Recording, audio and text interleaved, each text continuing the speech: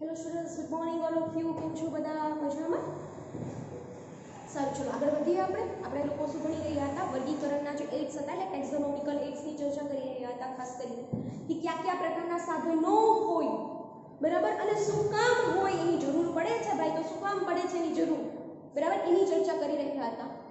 તો એ તમને બધી વસ્તુની થઈ ગઈ, એમાં હું કઈ ઊંડું ઉતરવા જેવું નથી, પણ જે ખાસ છે આજનો ટોપિક, એની અંદર આપણે આવે છે વનસ્પતિ સંગ્રહાલયો. કોને કહેવાય? વનસ્પતિ સંગ્રહાલયો.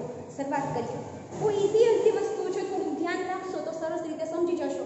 સાચું કહું ને તો આ એવા ટોપિક છે જેને તમારે બીજી વખત હાથમાં જ ન લેવાના હોય. સમજાય છે?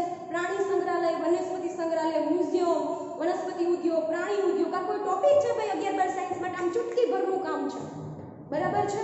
બટ જે અમુક નામ છે ભાઈ કે કયા સિટીમાં, કયા દેશમાં કયું સંગ્રહાલય વધારે ફેમસ છે, શું કામ ફેમસ છે, સો એની જે ચર્ચા કરવાની હોય એ મેઇન વસ્તુ તમારે યાદ રાખવાની રહેશે. ઓકે, સારું. ચલો પહેલા શરૂઆત કરી દઈએ કે વનસ્પતિ સંગ્રહાલય કોને કહેવાય.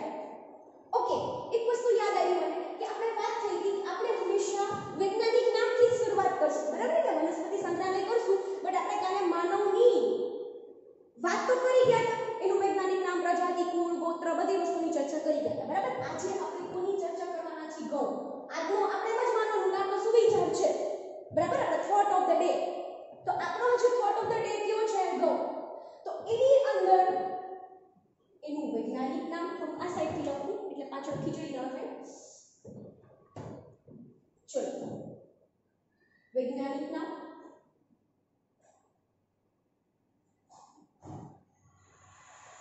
બરાબર, પછી એની જાતિ, પછી પ્રજાતિ, પછી શું આવશે? કુળ.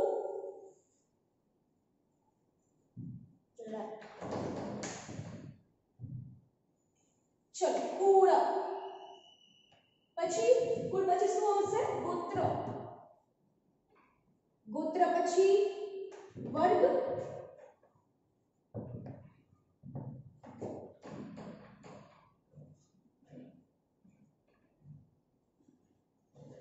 સમુદાય. સમુદાય લખાય અહીંયા? ન લખાય, કેમ કે વનસ્પતિમાં આવે છે વિભાગ.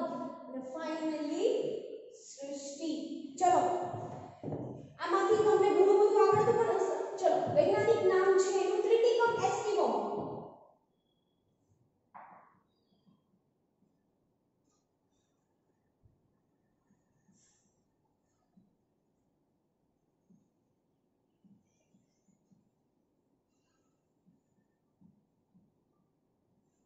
ચલો, આ શું થઈ ગયું? વૈજ્ઞાનિક નામ ટ્રિટિકમ એસ્ટિવમ. ઓકે, ચલો.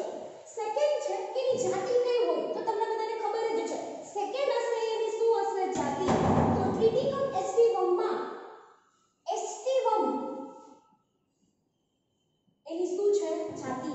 અને ટ્રિટિકમ શું હશે? એની પ્રજાતિ. ટ્રિટિકમ શું હશે? એની પ્રજાતિ. સમજાય તો આટલી વસ્તુ? ચલો, હવે આવે છે કુળ. ક્યુ હશે? પોએસી. કુળ ક્યુ હશે? પોએસી. કુળ ક્યુ છે? પોએસી. હવે વાત કરીએ ગોત્ર ક્યુ છે એનું, તો કે પોએલ્સ. ગોત્ર ક્યુ છે એનું? પોએલ્સ.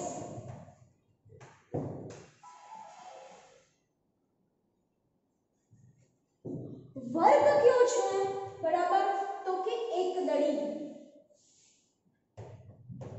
વિભાગ કયો આવ્યો? તો કે આવૃત બીજધારી વનસ્પતિ.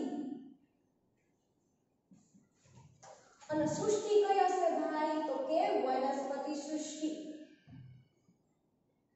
ચલો, આની અંદર માત્ર ને માત્ર તમારે 3 વસ્તુ યાદ રાખવાની છે. પહેલું વૈજ્ઞાનિક નામ. ક્યુ? ટ્રિટિકમ એસ્ટિવમ. એટલે એસ્ટિવમ આયા ભાઈ, જેની જાતિ હશે. પહેલું નામ આ હશે પ્રજાતિ, બરાબર. એટલે તમને જો વૈજ્ઞાનિક નામ આવડશે એટલે જાતિ અને પ્રજાતિ આપોઆપ મૂકશો તમે. એટલે પહેલું તો તમને વૈજ્ઞાનિક નામ આવડતું હોવું જોઈએ. પછી બીજું તમને એનું કુળ આવડતું હોવું જોઈએ. કયું છે? પોએસી. અને એનું ગોત્ર આવડતું હોવું જોઈએ. પોએલ્સ. હવે શું કહે છે ખબર? તમે લોકોને મેં પહેલા પણ કીધું કે કોઈ પણ આવૃત બીજધારી વનસ્પતિઓમાં 2 ફાટા પડશે, એક દળી ને દ્વિદળી. તો 2 સરખા ભાગ પડતા હોય ને તો એ દ્વિદળી વનસ્પતિના બીજપત્રના, અને એકેય સરખા ભાગ ન પડતા હોય તો એક દળી. તમે ઘઉંના 2 સરખા ભાગ પાડી શકો? ન પાડી શકો. તો એ કઈ આવે? એક દળી. બટ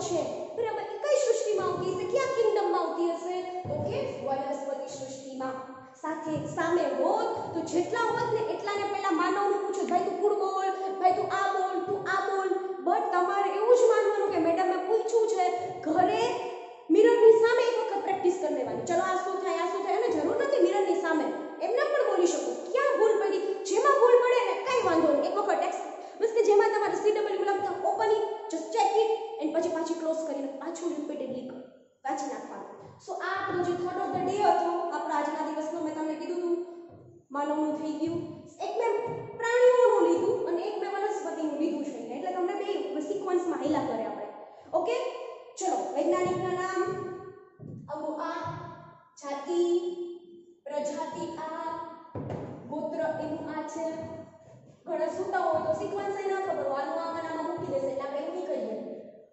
બરાબર અને આ થઈ ગયું ફાઇનલી આ તમે એનું ટેબલ પણ બનાવી શકો અને કાં પછી એક મસ્ત ફ્રેમ પેક કરી દો અને આવી રીતના મૂકી દો ઓકે અને કાં તમે ટેબલ બનાવીને જ રાખો જ્યારે આપણે કંઈક કરતા હોય તો પહેલા પોર્શન ઉપર બીજું બને ત્યારે બીજામાં મૂકો એઝ યુ વિશ આપણી CW ખૂબસૂરત બનાવવાની નથી આમ ખૂબસૂરત જ બનાવવાની છે પણ એવું નહીં કે ખાલી તમે એને ડેકોરેટ જ કરો બટ એ એવું હોવું જોઈએ કે તમે 22 ચેપ્ટર ભણી જાઓ પાછું તમે તમારું ચેપ્ટર ઉઠાવો તો તમને કઈ વસ્તુનો ડાઉટ ન હોવો જોઈએ જેટલો બને માનો કે હું લેક્ચર લેતો અમુક વસ્તુ મેં ન લખી પણ તમને એવું લાગે કે આ કે મેડમ બોલી ગયા પણ અમને પછી હું સમજવામાં મને તકલીફ પડશે તો એ ટાઈમે તો આપણે લખી નાખવાનું પેન્સિલથી બાજુમાં કે આ વર્ડ છે આ સેન્ટેન્સનો મતલબ આવો થાય ડન એવરીવન એટલે ખૂબસૂરત બધું એવું નહીં કે લાઈન ટુ લાઈન એ બધું પરફેક્શન હોવું જોઈએ પ્રોપર નીટ ક્લીન હોવી જોઈએ બટ એવું નહીં કે હું અહીંયા ન લખી શકું હું અહીંયા આ વસ્તુ ન ડ્રો કરી શકું તમને તમારી CW કોઈ સુંદરતા દેખાડવા માટે નહીં પણ તમને પ્રોપરલી ગમે ત્યારે ઉઠતા જાગતા બેઠતા સામે આવે તો સમજાવવા માટે છે ઓકે આ એનો મેઇન પર્પસ છે CW નો ચલો હવે આગળ વધીએ આપણે આ થઈ ગયું હવે આપણે વાત કરીશું પ્રાણી સંગ્રહાલયની સોરી વનસ્પતિ સંગ્રહાલયની પ્રાણી સંગ્રહાલય આવશે બટ પહેલા આપણે વનસ્પતિ કમ્પ્લીટ કરીએ છીએ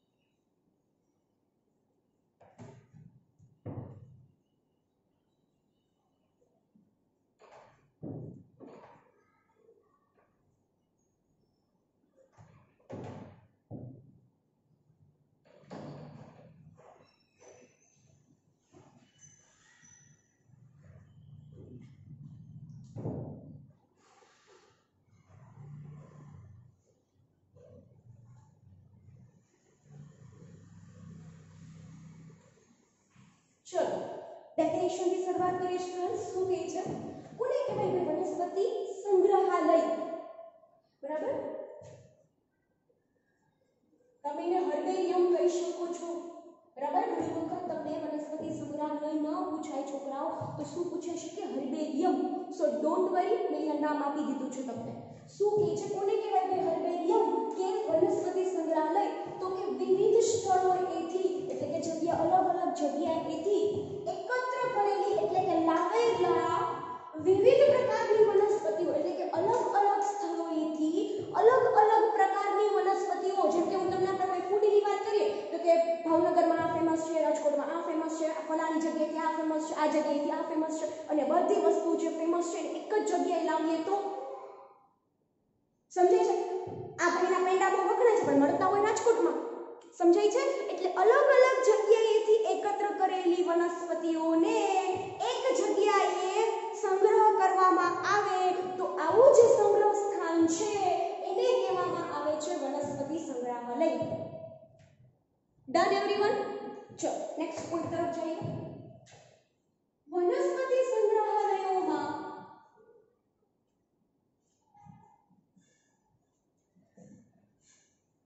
હંમેશા મૃત વનસ્પતિઓનો જ સંગ્રહ કરવામાં આવે છે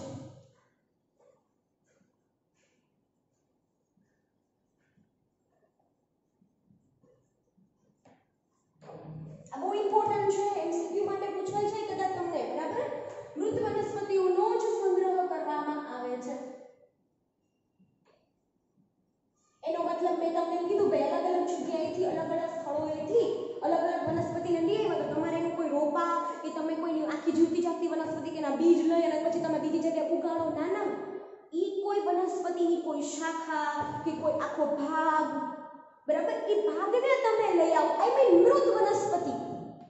કેવી વનસ્પતિ? મૃત વનસ્પતિઓનું જ સંગ્રહ સ્થાન હશે, એને શું કહેવામાં આવે? That is the different. ઉદ્યાન અને સંગ્રહાલય વચ્ચેનો જ્યારે આપણે તફાવત ભણશું, ઉદ્યાન અને વચ્ચેનો ટોપિક છે એ ભણશું, ત્યારે મેઇન વસ્તુ યાદ રાખજો કે અહીંયા તમે એકત્ર કરી વનસ્પતિ, પણ આ બધી વનસ્પતિઓ જે સંગ્રહાલયમાં હોય છે એ શું કામ હોય એની ચર્ચા પણ કરશું. પણ એ કેવી હશે? બધી વનસ્પતિ બધી મૃત અવસ્થાઓમાં હશે. ઓકે, ચલો આગળ વધીએ.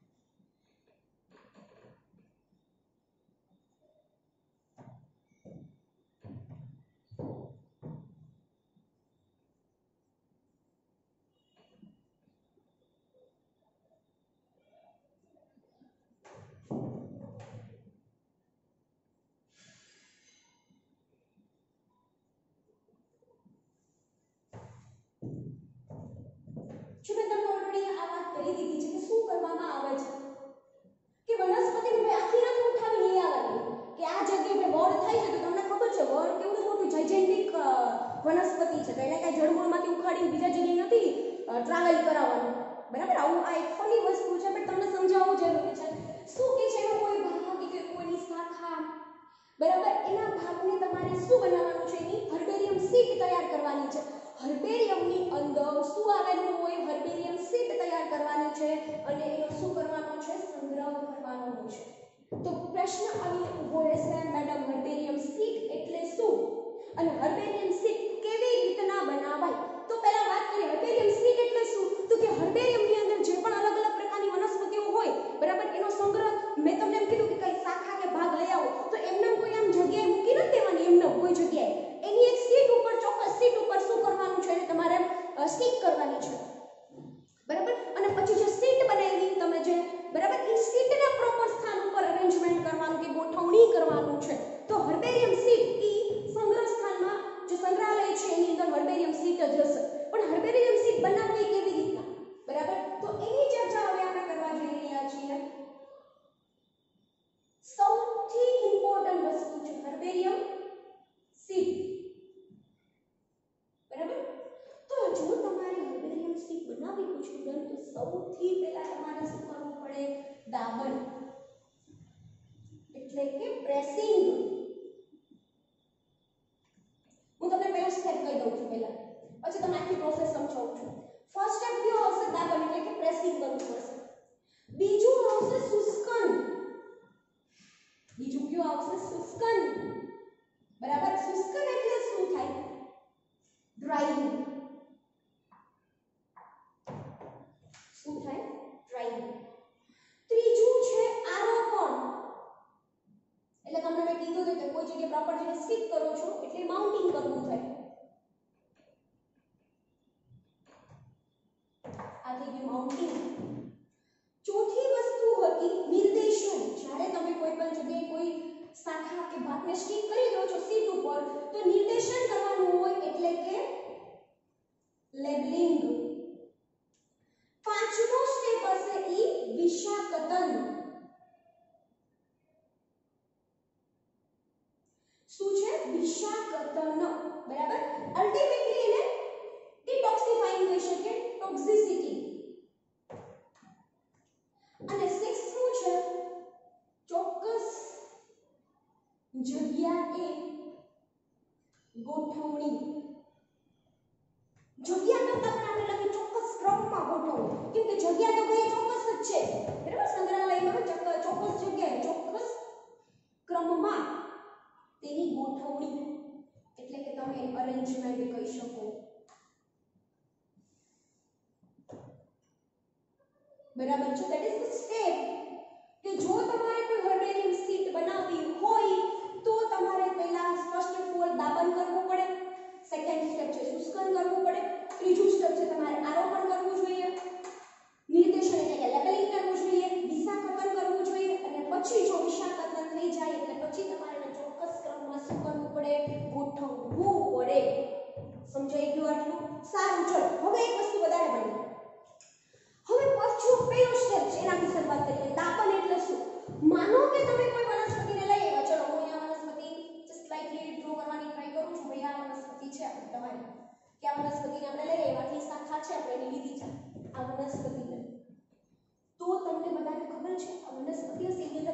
હશે એટલે આમ જોવા જઈએ તો વનસ્પતિ સ્થિતિ બી તો લીલી જ હોય ની શાખાઓ, તો તમારે પહેલા શું કરવાનું, બ્લોટિંગ પેપર લેવાનું.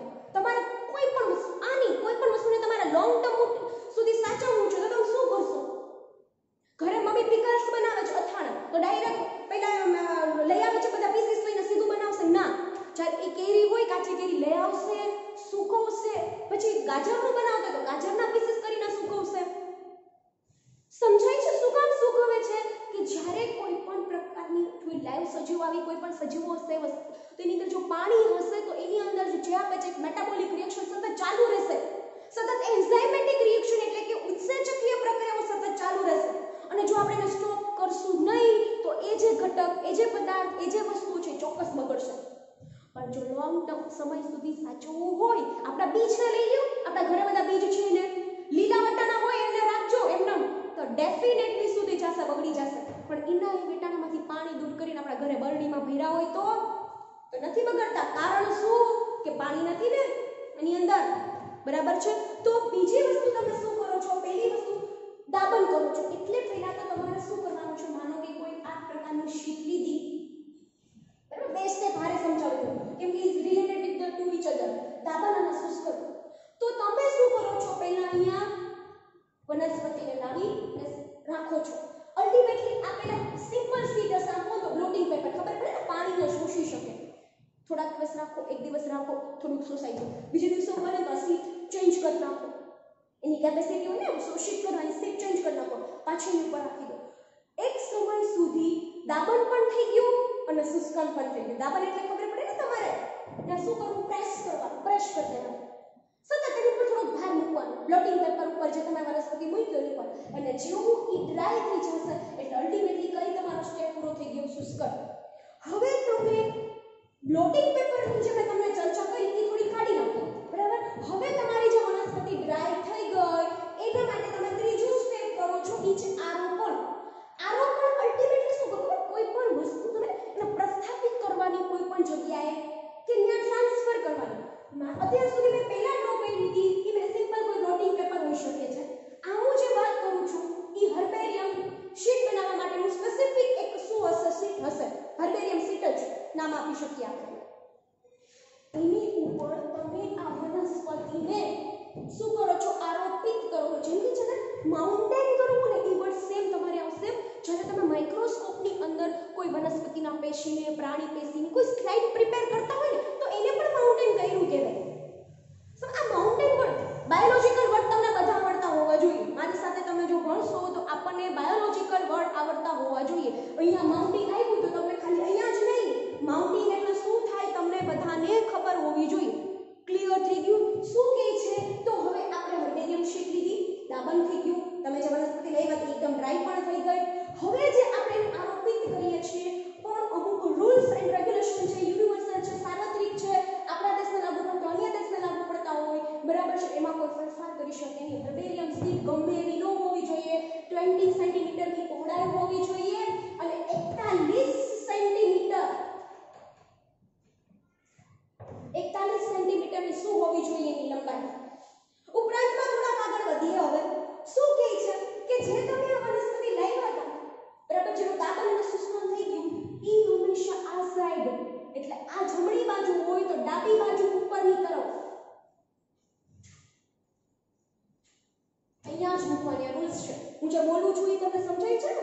મેં તમને હમણાં જ કીધું ઘણી બધી વસ્તુ એવી છે કદાચ હું લખીશ નહીં પણ બોલીશ તો હું આ સમજાવું છું, તમે સમજજો. હર્બેરિયમ શીટ 29 સેન્ટીમીટર પહોળાઈ, 41 સેન્ટીમીટર એની લંબાઈ. જો તમે વનસ્પતિ લઈ આવ્યા હોય ડાબી બાજુ ઉપરની તરફ, કઈ બાજુ? ડાબી બાજુ ઉપરની તરફ જ એ વનસ્પતિને તમારે સ્ટીક કરવાની છે. પ્રશ્ન એ કે મેડમ અમે કોઈ વનસ્પતિને ભાઈ છે કોઈ શીટ ઉપર એમનામ કેમ રાખીએ? એમનામ રાખી તો પડી ન જાય, હે? થાય એવું તો તમારે એને સેલો ટેપની મદદથી કે કોઈ ટાંકા લઈ એટલે કે દોરા વડે પણ તમે એને પ્રોપરલી ડાબી બાજુ ઉપરની તરફ સ્ટીક કરી શકો છો. સો તમારું ત્રીજું સ્ટેપ આના ભૂલતા, પ્રોપર રૂલ્સ, ડાબી બાજુ ઉપરની તરફ અને આ લંબાઈ અને પહોળાઈ. ચલો ત્રીજો સ્ટેપ ક્લિયર થઈ ગયો. ચોથો સ્ટેપ છે તમારો નિર્દેશન. ચોથો સ્ટેપ કયો છે? નિર્દેશન. શું થાય નિર્દેશન એટલે છોકરાઓ? તો નિર્દેશન એટલે અલ્ટિમેટલી તમને લોકોને ખબર જ છે, નામ નિર્દેશન એટલે કે લેબલિંગ, બરાબર. લેબલિંગ માટેનો એક રૂલ્સ છે. જમણી બાજુ એટલે કે right hand side lower side, ડાબી બાજુ હું હતું જે વનસ્પતિ સ્ટીક કરી ઈ, અને જમણી બાજુ તમારે શું કરવાનું છે, અને એમાં પણ નીચેની બાજુ અહીંયા તમારે કરવાનું છે લેબલિંગ એટલે કે નિર્દેશન. જો તમે હાઇડ્રોજન શીટ બનાવો તો તમારે આ રીતના હોવું જોઈએ. હવે મને ખબર છે છોકરા શું કન્ફ્યુઝન થશે ખબર? લેબલિંગ નો મતલબ એ નથી મેડમ અહીંયા વનસ્પતિને અહીંયા કેમ લેબલિંગ કરી આવે? તો હું એવું ગલત મતલબ ન કાઢતા, આ પુષ્પ છે, આ શાખા છે, આ પ્રકાંડ છે, એવા લેબલિંગની ચર્ચા કરતી નથી. સમજાઈ ગયું કે નહીં? આની ચર્ચા જ કરવાની આપણે. હું લેબલિંગની વાત, એને લેબલિંગ કહેવાય પણ ઈ લેબલિંગમાં બાયસ થતા હું લેબલિંગની વાત નથી કરતી. તો માનો કે તમને પાછો પૂછું તો મેડમ ઈ લેબલ હોય બીજું શું લેબલ? તો આની અંદર કઈ કઈ વસ્તુ હોવું જોઈએ, બરાબર? તો આ તમારે ફરજિયાત લખવાનું છે. એકત્ર કર્યાની તારીખ. તમે જ્યારે આ વનસ્પતિને એકત્રિત કરી હોય તો એકત્ર કર્યાની તારીખ પેલું. બીજું એકત્ર કરેલ સ્થળ. આ કેવો સેન્ટેન્સ છે? એકત્ર કરેલ સ્થળ. સ્થળને થોડું એકત્ર કરવાનું છે. જે સ્થળેથી એકત્ર કરેલ હોય તે સ્થળનું નામ.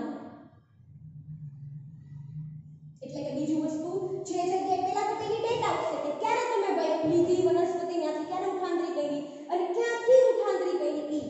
ત્રીજું આવશે એનું અંગ્રેજી નામ. બરાબર? જેમ કે આપણે મેંગોની વાત કરતા હોય તો અહીંયા મેંગોની વૈજ્ઞાનિક નામ નથી કહેતી હું, તો મેંગો ટ્રી. બરાબર? એવું.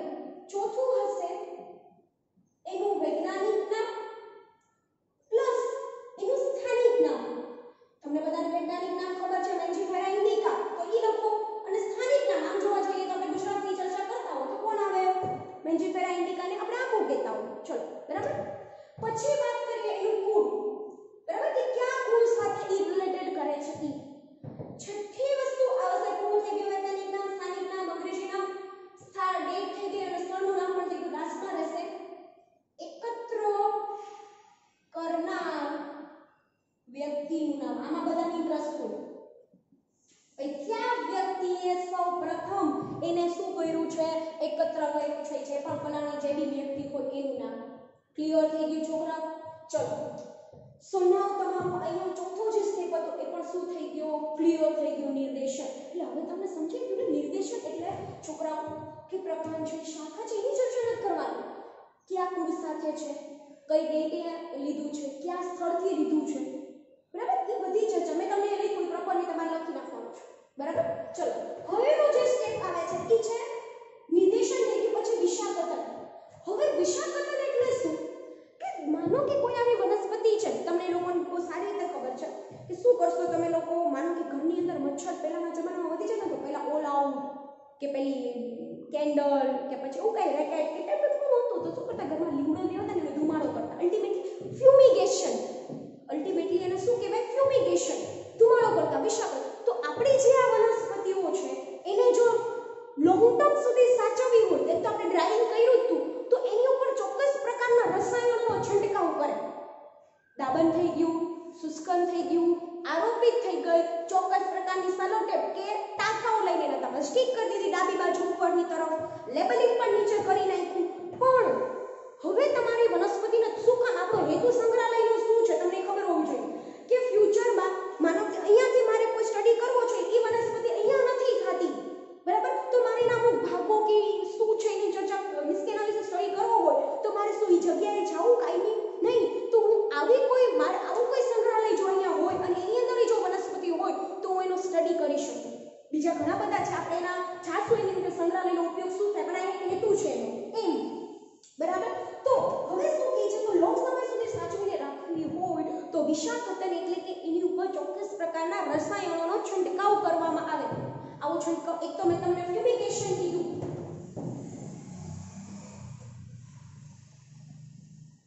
ફ્યુમિગેશન પણ કરવામાં આવે. ઓકે, અમુક નેપ્થેલિનની ગોળીઓ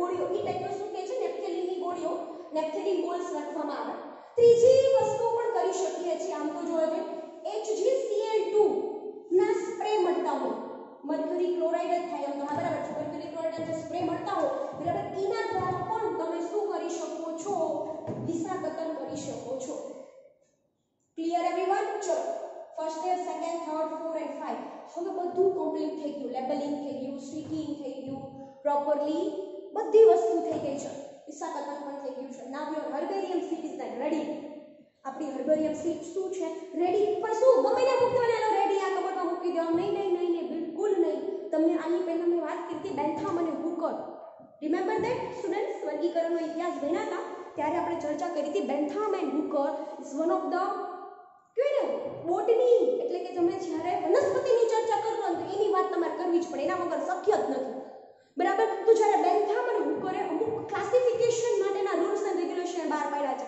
કે આ વનસ્પતિ આમાં હોય આમાં જાય આ એના પછીનો ભાગ છે આ છે તે છે તો અકોર્ડિંગલી જે એના ચોક્કસ ક્રમમાં આવતી હોય જે કેરેક્ટરિસ્ટિક હોય એના અકોર્ડિંગલી જે ક્રમમાં આવતી હોય એમાં પ્રોપર જગ્યાએ ચોક્કસ ક્રમમાં ગોઠવણી એકચ્યુઅલી તમે શું ત્યાં જઈને બધા કબોટ વિખવા બેસશો નહીં તમને ખબર છે સ્કૂલની અંદર કે કોઈ હોસ્પિટલની અંદર કોઈ વ્યક્તિ એન્ટ્રી કરતો તો શરૂઆતમાં કોઈ વ્યક્તિ બેઠું જોઈએ કે ક્યાં વ્યક્તિ તમે આવ્યા કે આવવાનો સમય જવાનો સમય શું કામ આવ્યા contact number is all detail તો આની પણ એક રેફરન્સ બુક હોય આખી કે ભાઈ આ કબાટમાં આટલા ક્રમમાં ફલાણી પ્રકારની હર્બેરિયમ સીટ જે આ પ્રકારની વનસ્પતિ વાળી છે સો બીજું કાંઈ તમારે ફીંદવું ન પડે સીધા તમે તમારા એમ સુધી કે તમારે જે વનસ્પતિમાં તમને ઇન્ટરેસ્ટ છે ત્યાં સુધી પહોંચી શકો છો ક્લિયર તો ધેટ ઇઝ ધ ફાઇનલી એ ચોક્કસ ક્રમમાં એની ગોઠવણી ક્લિયર સ્ટુડન્ટ્સ ઓકે ચલો આ વસ્તુ થઈ ગઈ પહેલાથી એક વખત વનસ્પતિ સંગ્રહાલય આમ બોર્ડ પર કાઢલું થયું પણ જો કોઈ છોકરા હોશિયાર હશે તો એક સ્ટેપને જો હું બોલી ને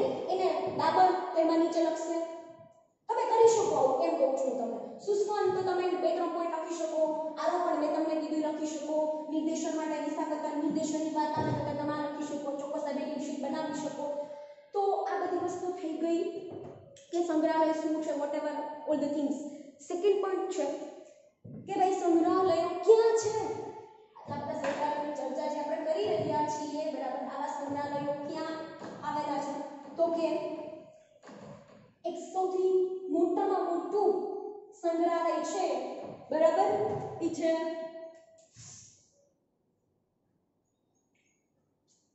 royal botanical garden England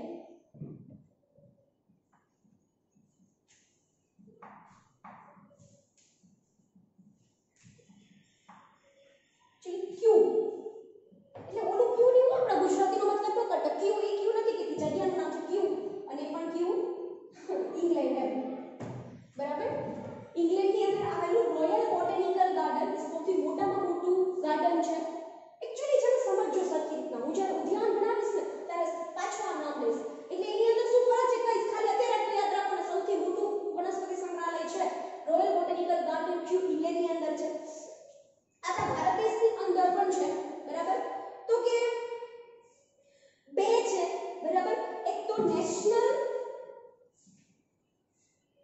research botanical research institute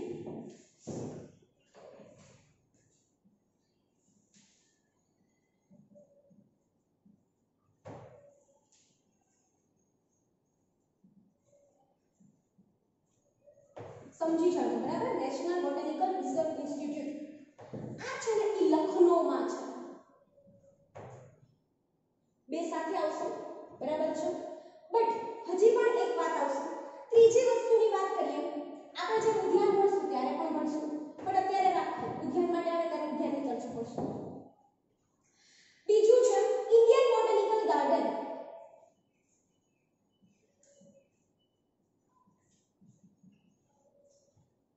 Indian botanical garden ક્યાં છે કે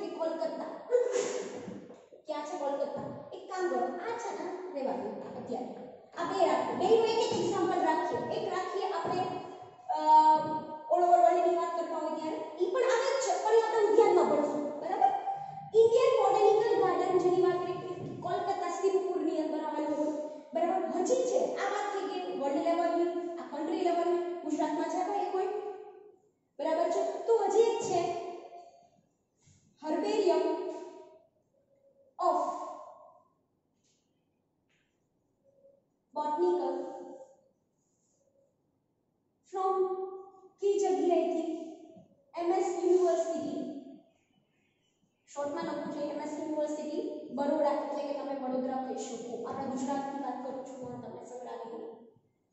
ઓકે, તો રોયલ બોટનિકલ ગાર્ડન ક્યુ ઇંગ્લેન્ડ, આની અંદર પાછી ચર્ચા કરવાની, આ બધા પાછા આવવાના જ છે, ડોન્ટ વરી, બરાબર. પણ ત્યારે આપણો પર્પઝ ઉદ્યાન હશે. વચ્ચે ચલો કેવી આવે પણ આપણે ખાલી ઉદ્યાનમાં ચર્ચા કરશું. ઇન્ડિયન બોટેનિકલ ગાર્ડન કોલકાતા, બરાબર. હર્બેરિયમ ઓફ ધ બોટેનિકલ, બરાબર, એમએસ યુનિવર્સિટી બરોડા અંદર.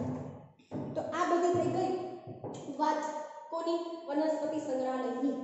આઈ હોપ સો કે તમને સારી રીતના સમજાઈ ગયું હશે કે વનસ્પતિ સંગ્રહાલય શું છે, બરાબર. નેક્સ્ટ લેક્ચરની અંદર પાછા મળીએ વનસ્પતિ ઉદ્યાન સાથે. ઓકે, ત્યાં સુધી આટલું પાકું કરો. Thank you students.